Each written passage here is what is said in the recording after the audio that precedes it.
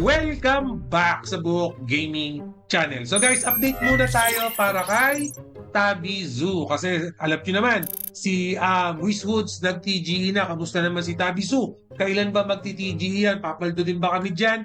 Buhok Gaming, so don't worry. In this episode, I got you covered. Baka hindi ka pa nakakapag-subscribe dito sa YouTube channel natin. Pwede na lang muna ng subscribe button. Pasyensya muna kayo. Dito sa studio natin, medyo nire-renovate pa natin at this very moment. Pero yun nga, no? Excuse me po.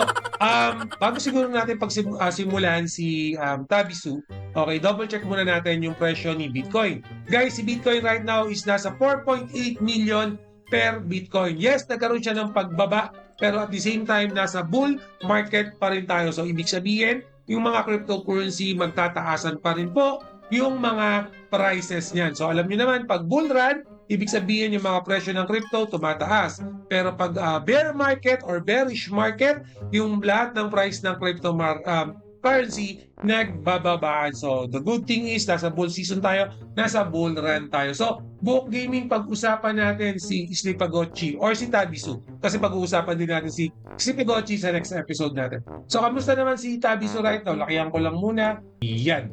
Alright. So, guys, si Tabisu, baka hindi pala kayo aware, no? Play to airdrop din to. Playable to gamit ang inyong mobile device. Ton network din yung ginagamit namin dito. Pero pretty much, napaka-basic lang yan. Pag nakagawa na kayo ng account, don't worry, yung link niyan, ilalagay ko sa description. Pretty much, itong mismong Shiro nyo, siya na mismo yung magpa-farm sa inyo ng token nyo. So, pakita ko lang yung mga assets. Itong tinatawag natin na Zoo token. Pero yung main cryptocurrency na dapat nating ma-farm dito, yung VTABI na cryptocurrency. Paano ba makuha yung Buhok Gaming? So, pretty much basic lang. So, unang-una, kailangan nyo ng Zoo token. Yung Zoo token, makukuha yan just simply doing the speed. Yan, click nyo lang tong speed. Yan. So, ako times 3 ko na. No? So, for this video, times 3 na natin. So, pag nag-spin kayo, pwede kayo makakuha ng gold, which is additional currency rin dito yan. At syempre, yung Zoo token. Pero may bear na token din dito. So, spin ulit natin. Yan. So, nakakuha tayo ng 150 na Zoo token. So, spin ulit. Spin. Ubusin na natin lahat ng energy natin. So, dalawa na lang. So, okay na. Nakapag-spin na ako. So, yung gold na yan, guys, ginagamit natin yan kay Shiro para mapa-level up natin yan. So, ibig sabihin, pag mas mataas yung level mo, mas malaki yung Zoo token na mamamine mo per hour. So, ako right now, level 9, going level 10, no? So, pag nag-level 10 ako, I'm expected na maging 32 Zoo token per hour ako. So, i-calculate nga natin sa 24 hours yan, no? So, for example, level 10, no? So, 32 times 24 tayo. Yan. So, makaka-accumulate ako ng 768 na Zoo token daily yan pag nag-level 10 to. Bukod pa yan dun sa spin-spin na ginawa natin kanina. Okay? So, ibig sabihin lang pala, Buhok Gaming, yun lang pala, basic lang pala makakuha ng Zoo token. Paano naman ako makakakuha ng VTABI na token, which is yun pala, yung governance token. So, ang gagawin naman natin para makakuha niyan, given na nakakapag-farm na tayo, nakakapag-grind na tayo ng Zoo token, pupunta naman tayo dito sa draw. Okay? Pag nasa draw naman, yan.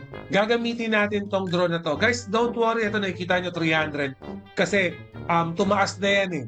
Every 24 hours na re-reset yan, babalik yan sa 10 Zoo token. Okay, 10 lang yan. Okay, pag na-refresh. So ako, ang threshold ko, once na naging 300 na, nag-i-stop na ako ng pag-draw. Okay, pero makita ko lang sa inyo. Yan. So habang dinodraw niya, naging 500 na. So hindi na ako magdodraw. So hanggang 300 lang ako. So after 24 hours, alam ko 7 AM, marireset yan, babalik yan sa 10. Okay, pag naging 10 na yan, okay, depende kung ilan yung threshold nyo. Baka gusto nyo ng 200 lang, stop muna, wait again hanggang 24 hours. So depende sa inyo yan, alright? So, anyway, ang gagawin nyo naman dyan, pag marami na kayong Zoo, okay, or nakuha dito sa draw, punta lang kayo dito sa crafting. Yan, sa crafting naman, for example, bronze, yan, may yung makukuha nyo, wood, coal, or oil, okay, yan yung gagamitin nyo para gawa kayo ng mini nodes. Okay, so ibig sabihin, kailangan natin i-crop itong mini node. Okay, given na naka-free to play tayo, pwede tayong makakuha ng mini node. So in the end of the day, ito pa lang si Tabisu, bukod sa play to earn, node farming din pala. Okay, so pag may mini node na kayo, yung mini node nyo naman na yan na magtatrabaho na para makakuha kayo ng V-Tabi token. Okay, so saan makukuha yan?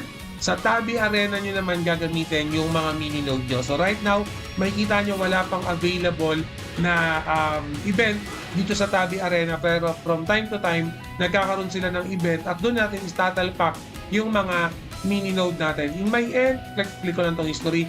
Nakadalawang join na ako. Phase 1 and Phase 2. So basically, ito yung mga nakuha ko. Phase 1 ko, 800 lang, pero dahil ina-add ko siya, nagpa-farm lagi ako ng mini node, nagkaroon na ako ng additional 1,200. So ito na lahat yung B-Tabi token ko. Pero pag ayaw nyo mag-farm, for example, natatagalan kayo, dumating na yung event, pwede naman kayong bumili kagad ng, pakita ko lang. Yan, naka 40% off sila, pero ang available lang yung silver mini node. Okay, so right now, around 20 ton, $83 kasi tumataas po yung presyo ni ton coin right now, no? So from 200, alam ko nasa 210 or 220 na siya right now. Check na natin. Galing ng 200 lang yan umangat siya. O 233 na pala. Okay, kakacheck ko lang kanina 220, 233 na. So tumataas yung presyo ni ton right now kasi madaming event ngayon dito kay Ton Network o sa mga play to earn nila. Alright, so don't worry guys, si Tabisu, kung ayaw nyo naman bumili, namamahalan kayo sa 83, gawin nyo yung kaninang procedure na pinakita ko. Ganun lang din naman yung ginawa ko. Magkaka-earning din tayo kasi nga si Tabi Network yan, similar kay Wizwoods, no? Madami silang affiliate, madami silang partner. So basically, ipapaldo rin itong si Tabisu. So kung naka-free to play ka lang din, tulad ng mga ginawa namin sa Wizwoods, big advantage na kagad para sa inyo. So, magkakaroon din naman tayo ng mga update kay Tabisu, magkakaroon din tayo ng update para kay Wizwood, kay Slipagotchi, and then kung ano pa yung mga nilalaro natin dito sa Buhok Gaming channel. So guys, always remember, Buhok Gaming loves you all. See you again in my next video. Salamat!